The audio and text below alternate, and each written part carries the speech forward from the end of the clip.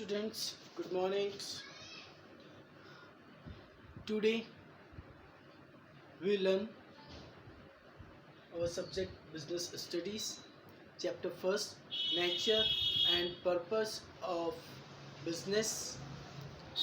इस चैप्टर्स में business studies जो अपना सब्जेक्ट है, कॉमर्स का जो थ्योरेटिकल सब्जेक्ट होता है, उस सब्जेक्ट का जो फर्स्ट चैप्टर है वो है nature and purpose of business. यानी बिजनेस का क्या नेचर होता है, बिजनेस का क्या पर्पस होता है, उसके बारे में आज इस चैप्टर्स में हम लोग पढ़ेंगे। इस चैप्टर्स में आज आप लोगों को डिस्कस करेगा। उससे पहले मैं आपको बिजनेस स्टडीज़ जो अपना सब्जेक्ट है उस बिजनेस स्टडीज़ के बारे में थोड़ा ओवरव्यू दे देता हूँ। बिजनेस स्टडीज़ जो सब्जेक्ट उसमें क्या होता है, उसमें किन किन टॉपिक्स को कवर अप किया जाता है, किन किन टॉपिक को देखा जाता है, उन्हीं सभी के बारे में मैं आपको आज बताने वाला हूँ। बिजनेस स्टडीज़ जस्ट लाइक अब इसके जो नेम है उस नेम से हमें ये आइडेंटिफाई हो रहा है कि इसमें हम एक बिजनेस के बारे में स्टडी करते हैं। यानी बिजनेस सबसे फर्स्ट थिंग तो बिजनेस किसे कहते हैं, किस एक्टिविटीज़ को हम बिजनेस करेंगे, बिजनेस किस पर्पज़ से किया जाता है, बिजनेस को करने का क्या एम होता है, या बिजनेस में किन किन ट्रांजेक्शन्स को इंक्लूड किया जाता है। All over things include in this chapters. और बिजनेस के क्या क्या ऑब्जेक्टिव्स होते हैं, क्या इम्पोर्टेंट्स होते हैं, और बिजनेस के क्या क्या कैरेक्टरिस्टिक्स होते हैं, यह सभी हम इसमें रीड आउट करेंगे इस बुक में। या ये जो सब्जेक्ट है उसमें बिजनेस के कुछ प्रिंसिपल्स होते हैं, बिजनेस के कुछ रूल्स एंड रेगुलेशंस होते हैं जिसके अकॉर्डिंग हम बिज़नेस को रजिस्टर्ड करवाना होता है, जिसके अकॉर्डिंग हम बिज़नेस को रन कर पाते हैं बिज़नेस को। और उसी के साथ ही साथ बिज़नेस को रन करते समय में किन किन पॉइंट्स को व्यू करना रहता है, किन किन पॉइंट्स को हमें वॉच करना रहता है, जिससे हम हमारे बिज़नेस को सक्सेसफुली रन कर सकते हैं। हमारे बिज़नेस को सक्सेसफुली एक जो मार्केट है अभी, जो करंट टाइम है या करंट मार्केट की जो सिचुएशन है, उस सिचुएशन के अकॉर्डिंग हर बिज़नेस में काफ़ी कंपटीशंस होता है। हर बिज़नेस में काफ़ी बिज़नेस के कॉम्पिटिटर्स होते हैं। उन कॉम्पिटिटर्स को हमें किस हिसाब से डिफीट करना है या उनसे किस हिसाब से हमें कॉम्पिटिशन्स करना रहता है, वो सभी जो भी ऑल ओवर टॉपिक्स होते हैं, ऑल ओवर रिसर्च होती है, या हर प्रकार के जो norms and terms and conditions होती है, वो सब हमें बिज़नेस स्टडी जो हमारा सब्जेक्ट है उस सब्जेक्ट में हमें उस सब्जेक्ट में हमें एक्सप्लेनेशंस मिलता है। उस सब्जेक्ट में हम इसके बारे में रीड आउट करेंगे। इन सारे टॉपिक्स को हम कवर अप करते हैं। तो इसी सीरीज़ में हमारा फर्स्ट चैप्टर जो है nature and purpose of business, यानी एक बिजनेस का क्या नेचर होता है और उस बिजनेस के क्या क्या पर्पस होते हैं, वो सभी हम लोगों को इसमें स्टडी करना है, इसमें हमें रीड आउट करना है। इसकी एक्सप्लेनेशंस में हमें वो सब कुछ मिलेगा। तो ओके गाइस, मैंने आप लोगों को जो पीडीएफ भेजा था उस पीडीएफ में पेज नंबर 11 में सेक्शन सेकंड में जो कॉन्सेप्ट ऑफ बिजनेस दिया हुआ है, वहीं से हमारा ये टॉपिक स्टार्ट होता है, वहीं समय में इसका रीड आउट करना है। तो कॉन्सेप्ट ऑफ बिजनेस यानी किस कॉन्सेप्ट को या बिजनेस का कॉन्सेप्ट क्या होता है, उसमें हमें देखना है। The term business is drive from the word busy. दस बिजनेस मीन्स बीइंग बिजी, यानी बिजनेस जो बना है ना उसके पीछे जो वर्ड है वो है बिजी वर्ड, इससे बिजनेस बना है। इसमें जो बिजनेस मैन होता है या इसको करने वाले जो गाइस होते हैं वो हमेशा कुछ ना कुछ वर्क में बिजी रहते हैं, रेगुलर उसमें इंगेज रहते हैं। However in a specific sense business refer to an occupation in which people regularly engage in activity related to purchase, production and or sale of goods and services with a view of earning profit। यानी इसमें business को करने वाले जो persons होते हैं, जो peoples होते हैं, वो रेगुलर बिजनेस की जो एक्टिविटीज़ होती है जस्ट लाइक परचेस करना, प्रोडक्शंस करना, सेल करना या मार्केटिंग करना, इसमें रेगुलर इंगेज रहते हैं, रेगुलर इसमें लगे रहते हैं। और उनको इन एक्टिविटीज़ को एग्जीक्यूट करने का जो उनका जो व्यू होता है या पॉइंट ऑफ व्यू होता है या जो उनका रीज़न होता है, वो रीज़न होता है उनका अपना जो बिजनेस अर्न करने का, अर्निंग करने का, प्रॉफिट कमाने का, या उससे अपना का जो मतलब अपना जो मनी या जो कैपिटल जो उन्होंने इन्वेस्ट किया है उस पर कुछ रिटर्न लेने के लिए वो इन एक्टिविटीज़ में रेगुलर इंगेज रहते हैं। द एक्टिविटी में कंसिस्ट ऑफ प्रोडक्शन और purchase of goods for sale और exchange of goods and supply of services to satisfy the need of other peoples. यानी इसमें जो हम गुड्स एंड मटेरियल परचेस करते हैं वो सेल करने के लिए करते हैं, या उसके अलावा हमारे द्वारा जो भी कुछ प्रोडक्शंस या किया जाता है वो रहता है एक्सचेंज या गुड्स का जो एक्सचेंज करते हैं, या हम कह सकते हैं गुड्स का हम एक्सचेंज नहीं करते, हम गुड्स का जो एक्सचेंज करते हैं वह करते हैं मनी के फॉर्म में, यानी हम मनी रिटर्न करेंगे और उसके फॉर्म में उनको गुड्स दिया जाएगा। या फिर बहुत सी बार कुछ बिजनेस में ऐसा भी होता है कि हम एक अनदर गुड्स, यानी एक गुड्स के एवज में उसको जो उनकी रिक्वायरमेंट है वो दूसरा गुड्स देकर भी उससे अपना जो ट्रांजेक्शन्स कंप्लीट कर सकते हैं। और कुछ सर्विसेज भी सप्लाई करते हैं, उन सर्विसेज को सप्लाई करके भी हम अपना जो है वो उसको कंप्लीट कर सकते हैं। In every society, people undertake various activities to satisfy their need. These activities may be broadly classified into two groups: economic group and non-economic group. Economic activities are those by which we can earn our livelihood, whereas non-economic activities are those performed out of love, sympathy, या जो भी patriotism. For example, a worker working a factory, a doctor operation in his clinic, a manager working in office, a teacher teaching in a school are doing so to earn their livelihood and are therefore engaged in economic activities. On the other hand, a housewife cooking food for her family or a boy helping an old man cross the road are performing non-economic activities since they are doing so out of love or sympathy. Economic activities may be further divided into three categories, namely business, profession and employment. Business may be defined as a economic activities involving the production and sale of goods and services undertaken with a motive of earning profit by satisfying human needs.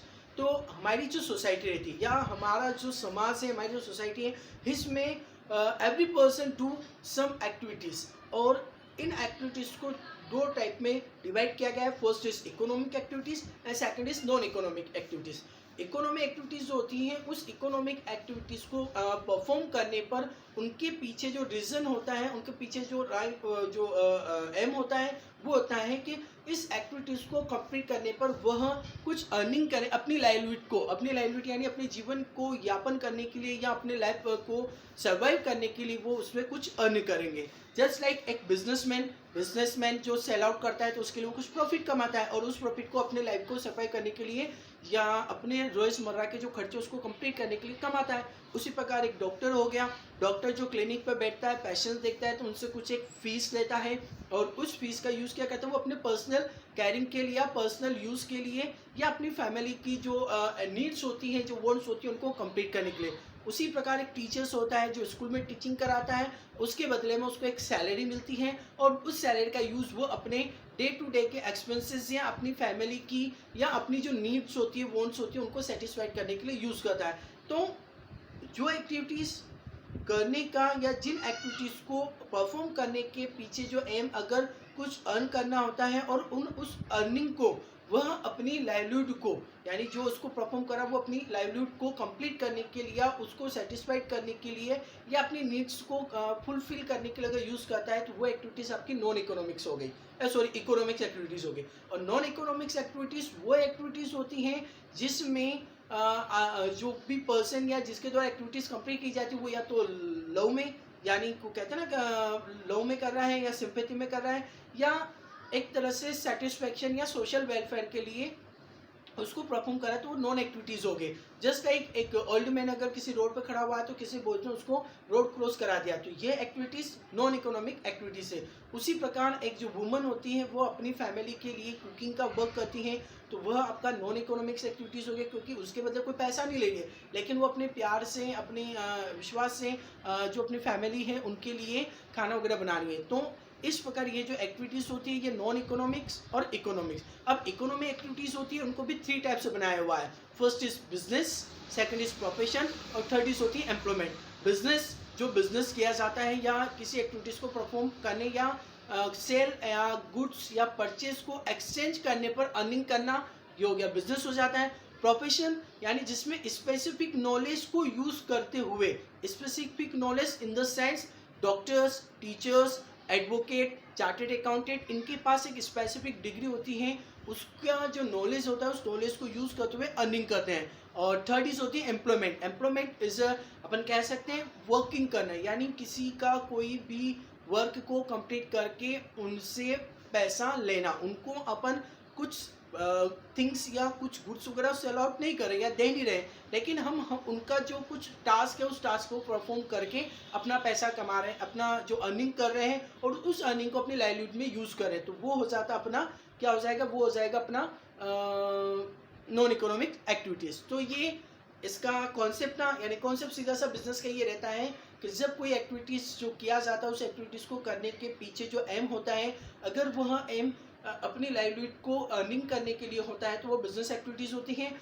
और अगर कोई work without सिर्फ love या sympathy उसमें किया जाता है तो वो नॉन इकोनॉमिक्स एक्टिविटीज़ हो जाती हैं। ओके गाइस, तो ये तो था इसका कॉन्सेप्ट। और एक बिजनेस की कुछ कैरेक्टरिस्टिक्स होती हैं, कुछ उसकी विशेषताएं होती हैं बिजनेस एक्टिविटीज़ की, उनको अब इसमें देखेंगे। तो in order to appreciate how business activities is different from other activities in society, the nature of business or its fundamental characters must be explained in terms of its distinguished characteristics which are as follow। यानी हम किस activities को business के या business की क्या जो characteristics क्या ऑब्जेक्टिव्स होते हैं जिसको हम हमारी जो सोसाइटी की जो अदर एक्टिविटीज़ होती है उससे उसको सेपरेट किया जाता है या उससे उसको डिस्टिंग्विश किया जा सकता है, उनके बीच में डिफरेंट किया जा सकता है। तो वो सारी अपने को इसकी कैरेक्टरिस्टिक्स में बताया हुआ है जो इस प्रकार। First is and economic activities. Business activities एक इकोनॉमिक एक्टिविटीज़ होती है, यानी जिसको परफॉर्म करने के पीछे मनी या अर्निंग या प्रॉफिट कमाने का एम होता है तो वो आपकी इकोनॉमिक एक्टिविटीज़ होती हैं, और इस टाइप की एक्टिविटीज़ को ही बिजनेस कहा जाता है। इस टाइप की एक्टिविटीज़ को ही बिजनेस एक्टिविटीज़ में इंक्लूड किया जाएगा।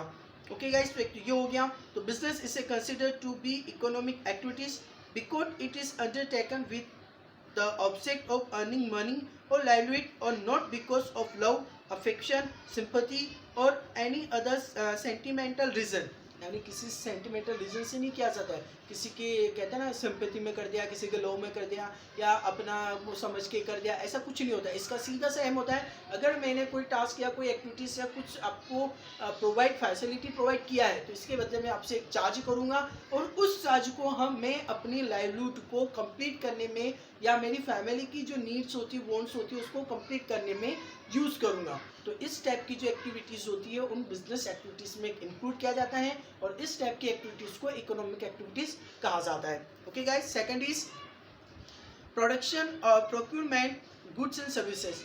बिजनेस एक्टिविटीज़ में पर्टिकुलर किसी प्रोडक्ट का या तो प्रोडक्शन किया जाएगा या फिर उसको जो अदर प्रोड्यूसर हैं उससे प्रोक्यूरमेंट किया जाएगा, और प्रोक्यूरमेंट करने का रीज़न रहेगा उसको आगे या अहेड उसको दोबारा अगेन सेल आउट करना होता है, यह इसका रीज़न होता है। जस्ट लाइक जैसे किराना व्यापारी हो जाता है। किराना व्यापारी क्या होता है, कुछ प्रोडक्शन तो नहीं करेगा लेकिन वो होलसेलर से, जो रिटेलर होगा, किराना व्यापारी का जो रिटेलर होगा वो होलसेलर से पर्टिकुलर जो भी प्रोडक्ट होगा उसको परचेस करेगा। परचेस करने के बाद उसमें अपना एक पर्टिकुलर परसेंटेज मार्जिन ऐड करेगा और फिर उसको आगे के उनके जो कंज्यूमर्स हैं उनको सेल आउट कर देगा।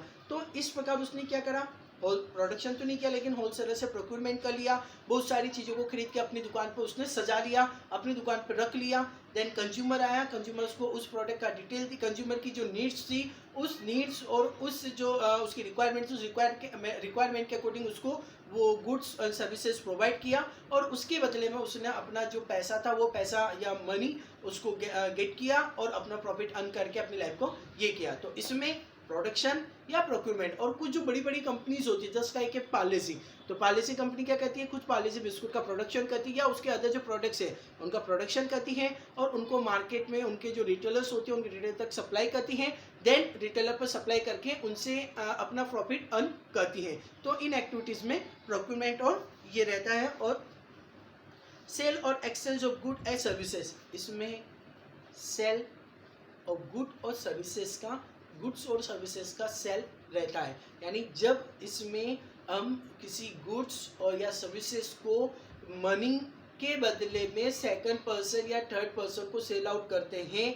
तो वह एक्टिविटीज़ आपकी बिजनेस एक्टिविटीज़ कहलाती हैं। इसमें सिंपैथी वहाँ या जो सेंटिमेंटल जो थिंग्स होती है वो इंक्लूड नहीं होती है। इसमें सीधा सा आपने जो भी गुड्स या सर्विसेज प्रोवाइड किया है, प्रोवाइड करने पर आपको उसके रिटर्न में मनी मिलता है, और मनी मिलता है आपको, और उसमें से उस मनी में से कुछ प्रॉफिट जो कुछ मार्जिन होता है वो प्रॉफिट और मार्जिन आपका रहता है। देन रिमेनिंग आप उसको आगे फिर वापस ट्रांसफ़र कर देते हैं। तो इस प्रकार इसमें गुड्स एंड सर्विसेज का सेल किया जाना जरूरी है। ना तो किसी को गिफ्ट दिया जाएगा, ना किसी के लिए सेंटिमेंटल जो थिंग्स होती है, जो रिलेशंस होते हैं उसके अकॉर्डिंग इसमें कोई वर्क नहीं किया जाता है। सीधा सा कहते हैं ना, बी प्रोफेशन यानी मैंने आपका काम किया है, आप मेरे को रिटर्न उसके बदले में जो भी मेरा रेम्यूनरेशन होता है, जो भी मेरी फीस होती है, जो भी मेरे चार्जेस होते हैं, वो आप मुझको पैड करोगे, चाहे आप जो भी कुछ हो, तो वो आपका बिजनेस एक्टिविटीज में इंक्लूड होगा।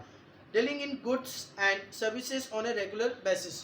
और इसमें ऐसा नहीं है कि भाई आज आपने के भाई घूमते फिरते अपन वहाँ कहीं गए, आज अपने ये चीज़ लेके आ गए और उसको बेच दिया, फिर टेंशन फ्री, फिर अपने काम करना बंद कर दिया, ऐसा नहीं। इसमें जो पर्सन होता है वो रेगुलर सेल आउट करता है, यानी अगर उसने शॉप डाला है तो रेगुलर शॉप चलती रहेगी, रेगुलर शॉप पे बैठ कर उसको सेल आउट करना रहता है, कस्टमर्स को जो गुड्स या सर्विस प्रोवाइड करनी रहती है। ऐसा नहीं होता है कि भाई आज अपने दुकान खोली, आज बेच दिया, कल फिर अपने 2-4 महीने के लिए अपने जो 4 मंथ्स के लिए अपनी शॉप को ऑफ कर दिया, फिर अपना मूड हुआ फिर अपन वापस शॉप को रीओपन किया, माल गुड्स वगैरह जो भी सर्विसेज वगैरह अपन उसमें प्रोक्योरमेंट किया, देन वापस अपने जो कस्टमर्स उनको ढूंढा और उनको सेल आउट कर दिया या उनको प्रोवाइड करके अपना अर्निंग कमा लिया, फिर अपन क्लोज कर दिया, ऐसा नहीं होता। इसमें रेगुलर एक्टिविटीज चलती है, रेगुलर आपको उससे रिलेटेड प्रोडक्ट और सर्विसेज अपने कस्टमर्स को प्रोवाइड करने रहते हैं। एंड प्रॉफिट अर्निंग सबसे मेन जो एम होता है, रीजन होता है, पर्पस होता है, वो इस एक्टिविटीज को परफॉर्म करके जो पर्सन होता है, जो बिजनेसमैन होता है या जो प्रोफेशनल होता है, जो एम्प्लॉइज होते हैं, एम्प्लॉयमेंट के जो एम्प्लॉइज होते हैं, उनके द्वारा प्रॉफिट या अपनी सैलरी या अपनी जो भी फीस होती है उसको चार्ज किया जाता है, उसको लिया जाता है। अदरवाइज वह इन एक्टिविटीज़ को परफॉर्म नहीं करेंगे, और अगर इनके विदाउट अगर वो ऐसे एक्टिविटीज़ को परफॉर्म करते हैं तो वो एक नॉन इकोनॉमिक्स एक्टिविटीज़ में इंक्लूड हो जाएगा। तो इनके पीछे इनका जो एम होता है वो प्रॉफिट अर्न करने का रहता है। Uncertainty of return. Uncertainty return refer to the lack of knowledge relating to the amount of money that the business is going to earn in a given period. Every business invest money or run its activities with the objective of earning profit, but it is not change in consumer taste and fashion. Fashion change in method of production, strike or lockout in the workplace, increase competition in the market, fire, theft, accident, natures. यानी business में भी खूब uncertainty होती है। जब से मान लीजिए फैशन का दो चेंज हो गया, अब जैसे क्लोथ्स वगैरह रहते हैं तो उसमें अगर मान लीजिए फैशन का टो चेंज हो गया तो सीधा सा अपना जो प्रोडक्ट या अपनी जो क्लोथ्स पड़े हुए हैं वो आउट ऑफ फैशन हो जाते हैं, तो फिर अपन उनका यूज़ नहीं कर पाते हैं। उसी अकॉर्डिंग अगर मान लीजिए सीजनल भी रहता है कुछ का, जैसे मान लीजिए वूलन के जो कपड़े रहते हैं या जो गर्म कपड़े रहते हैं या वॉर्म जो वियरिंग जो क्लॉथ्स होते हैं वो सिर्फ विंटर वैकेशन में गिरेंगे, आउट ऑफ सीजन में उनका सेल आउट नहीं होता है। उसी प्रकार का अगर मान लीजिए बिजनेस में वो सिर्फ अपना जो गोडाउंस वगैरह रहते हैं या अपनी जो शॉप वगैरह रहते हैं वहाँ पे थेफ्ट हो गया, फायर हो गया, तो ये इस प्रकार की अनसर्टेनिटी भी इस बिजनेस में काफ़ी रहती है। इसी को रिस्क कहते हैं, इसी को क्या कहते हैं, रिस्क कहते हैं। इसी एक तो बिजनेस में या बिजनेस एक्टिविटीज़ में रिस्क भी या अनसर्टेनिटी भी इन्वॉल्व रहती हैं। तो ये इसके कैरेक्टरिस्टिक्स थे, इसकी जो भी विशेषताएं थी। और आगे का जो रहेगा फिर हम हमारी जो लाइव क्लास है उस लाइव क्लास में अपन डिस्कस करते जाएंगे। Okay guys, thank you.